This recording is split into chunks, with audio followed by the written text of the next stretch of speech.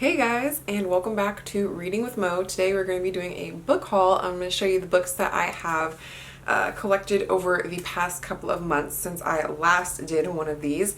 I have some books that I purchased for myself, some that were sent by other people, publishers, company, even you guys from my Amazon wish list. So actually let's start there first because I never expect anybody to get me anything on there, but I actually got a couple of books from there this month and I am so thankful to you guys for getting me these because it just really means a lot to me. One of them was from Chris Coach. This one actually had a gift message in it, so thank you very much. This is the graphic novel adaptation of To Kill a Mockingbird by Harper Lee. This is actually on my TBR for the month of July, so I am planning on getting to this one this month, and this is just as is described, the graphic novel adaptation of To Kill a Mockingbird, which I know I did read some years ago, but it's been a long time. And then the other two, unfortunately, did not come with a gift receipt or message or anything, so I can't thank you by name, but thank you for whoever sent me these two books. They are very beautiful. So the first one here is a short story collection. It's You Don't Know Us, Negroes and Other Essays by Zora Neale Hurston. This book is actually a lot bigger than I thought it was going to be. I hadn't seen it actually in person before, just online. And so this will be added to my Zora Neale Hurston collection. So I will be able to start that project soon, hopefully, of reading my way through all of everything she's ever written, basically, I think I own now. The other one was a cookbook, and when I say so this is the cover for it. It's called Mixtape Potluck by Questlove, and I was flipping through this last night, literally salivating. The food looks so good.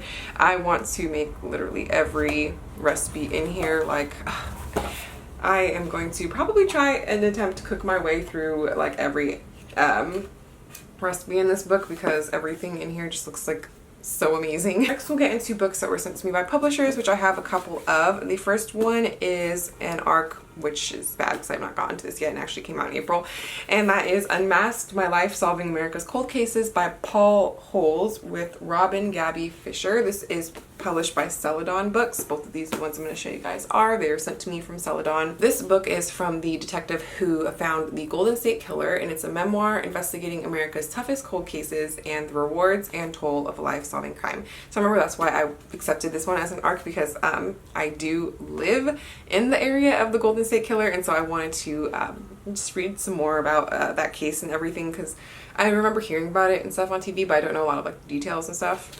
The other book from Celadon Books is The Kingdoms of Savannah by George Dawes Green. This book actually comes out this month in July. This book takes place on a quiet southern night. There are some locals who all gather at Bo Peep's, one of the town's watering holes. Within an hour, a man will be murdered and his companion will be disappeared. We're following a detective who is being called upon to unravel the mystery of these crimes. Moving from the homeless encampments that ring the city to the stately homes of a Savannah's elite, the novel brilliantly depicts the underbelly of a city with a dark history and strangely mesmerizing dysfunction of a complex family. So it sounds very interesting, so that's why I also accepted this one. This one definitely sounds like it'll be a southern, almost gothic-y kind of novel, so I'm here for that. Lastly, for the books that were sent to me before I get into the ones that I purchased myself, are books that I received from Book of the Month back in, this was in May. So I already have talked about these before in another video, so I'm not going to like go too much into the synopsis of them, but I'll just show you guys which ones I have here and which ones I think I'm probably going to try and prioritize soon, which is probably this one here. This one is a thriller, and it's called Breathless by Amy McCulloch. I actually hadn't even heard of this thriller before. This thriller is following a girl who I think she's interviewing this famous mountaineer person or whatever, something like that, and then one by one all these climbers start disappearing. I feel like the setting for this is going to be really fun, and because it's like a very cold setting, it'll be fun to read it in the summer right now while it's still like about to be 100 degrees out here in Sacramento over the weekend, so I'm not looking forward to that. The other books were Nina LaCour's Yerba Buena. I think this one's like more of like a contemporary, and then we have Darling Girl by Liz Michalski. A lot of these ones I hadn't even heard of before, so that's cool because I always like to hear about books that I have not seen. This one I think is a fantasy or something. I could be wrong. Then we have a romance novel, Part of Your World by Abby Jimenez. Another fantasy one, Book of Night by Holly Black, and The Hacienda by Isabel Cañas. I think this one was like horror or possibly like fantasy. I don't remember for sure. Maybe I can do like try a chapter tag or something with some of these to see if I want to read them fully or not, so I can know whether I need to unhaul them or not. Lastly, we're on to the books that I purchased myself over the past couple of months. The first one is so cool. So it's not actually even really a book, but it's kind of, I don't know, let me just show you guys. So this is it here. This is published by, I'm not sure who, let me check. I'm actually not sure who published or who like produces or prints this, but it's called A Novel Journal. And this is the novel journal for my favorite book of all time, Anne of Green Gables by Lucy Maud Montgomery. And what is really cool about this novel is, well, novel journal is the lines of the journal, I don't even know what to show, are actually the text from the book itself. But I thought that was just such a really cool and interesting concept. And so of course when I seen it, I had to get the one for my favorite book of all time. And I don't even know what I'm going to use this journal for. I mean, obviously I'm not actually going to read it in this tiny font, even though I could if I wanted to. I don't feel like that would be the most pleasant experience. But I think that it's cool that the text of my favorite novel makes up the lines of my own journal. You know, if I was someone who could write and was planning on writing my own novel, it would be cool to write it in here, but unfortunately that's not me. And we have a book called Early Morning Riser, opposite of me. I'm trying to become one though, by Katherine Heine. This book I feel like was definitely more of a cover buy. I just really love the cover on this one, but I feel like it's kind of a little bit out of my comfort zone for, it's not typically something I would normally pick up, but I kind of wanted to try it out. So we're following this woman Jane. She's falling in love with this guy Duncan. He's like charming, good-natured, handsome, but he's also been with basically every woman in town. So she sees his old girlfriends everywhere. His ex-wife still has him mow her lawn. His coworker comes and goes from his apartment at the most inopportune times.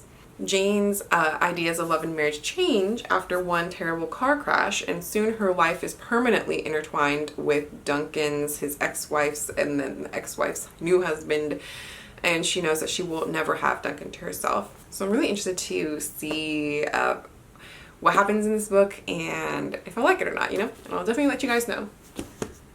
Next, we have a book called Blue Ticket by Sophie McIntosh. She wrote The Water Cure, which I do own. I read, I believe, a couple of years ago now, and I've been wanting to pick up this novel, her second novel, for a while. So this book is kind of like dystopian. We're following Calla, who she knows how the lottery works. Everyone does. On the day of your first bleed, you report to the station to learn what kind of woman you will be. A white ticket gets you marriage and children. A blue ticket gets you a career and independence. And you are relieved of the terrible burden of choice. Once you've taken your ticket, there's no going back. So apparently she gets a blue ticket and begins to question her fate and has to go on the run. I have a very soft spot for dystopian novels, so I'm hoping that I do enjoy this one. Then we have a book, I believe, I actually have a couple of young adult novels, which I haven't really purchased many lately, but these two did seem interesting to me, so I want to check them out. The first one is The Ones We're Meant to Find by Joan He. I hope I said that right. And I just think the cover on this is beautiful. In this one, it's been 3 years and 17 days since C woke up on the shore of an abandoned island. She has no idea how she came to be marooned or what her life was even like before. She only has a rickety house by the sea, an android that she built for company, and a single memory. Somewhere beyond the horizon, she has a sister, and it's up to her to escape the island and go find her. This one is described as a science fiction novel, so we'll see how that goes. And then the other young adult book I purchased was Angel of Greenwood by Randy Pink. In this book, we are following 17-year-old Isaiah, who on the surface is a town troublemaker. He also hides, though, the fact that he's an avid reader and poet who never leaves home without his journal. He's a passionate follower of W.E.B. Du Bois, following another teenager, 16-year-old Angel Hill, who's a loner. People look at her as a goody-goody. They've never attended the same schools, but Isaiah noticed Isaiah never noticed Angel as anything other but a quiet Bible-toting church girl. Then he sees her perform a dance at a church service and connects with her brave, free-spirited beauty. They have this job that their English teacher offers them on her mobile library, which is a 3-wheel, 2-seater bike. and they are in very close quarters together every afternoon. Life changes in May 1921 when there's a mob that storms the community of Greenwood. Only then do Isaiah, Angel, and their peers realize who their real enemies are. So this is set in the Black Wall Street of Tulsa, Oklahoma, so set around actual real events that happened, and so I'm excited to get to this one soon, hopefully. Next, we have another book with a gorgeous cover. That is The Illumination of Ursula Flight by Anna Marie Crowhurst. Yeah, we just need a moment for this beautiful book. Oh, the gold foiling is just like giving me everything I need in life right now. It's so beautiful, and even like the end papers are great. So I'm hoping that the book is as beautiful on the inside as it is on the outside. We're following Ursula Flight, who has grown up with her family in the country. She's educated by a forward-thinking father who enables her to discover a love of reading, writing, and astrology. She dreams of becoming a famous playwright, but is devastated to learn that she has to instead fulfill her family's expectations of getting married.